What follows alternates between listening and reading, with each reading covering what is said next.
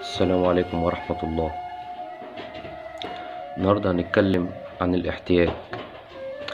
الاحتياج يا جماعة يعني له صفات كتير وأنواع كتير وأسماء كتيرة. تمام. يعني في احتياج ممكن يكون واحد محتاج لشخص، وفي نوع برضه الاحتياج إن أنت تكون محتاج فلوس، محتاج وظيفة، محتاج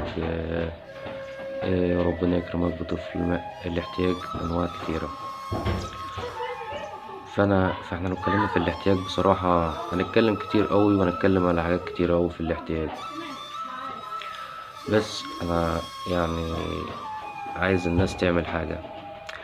انا لما اكون محتاج شيء، بلاش ايه، كده كده الاحتياج موجود وانا مصيري هحتاج اي حاجة، فبلاش ان احنا نطلب حاجة من حد. تمام. نحاول لما تحتاج حاجة تطلبها من ربنا. قول يا رب انا محتاج كذا، وان شاء الله هو ايه، هيلبي لك طلبك.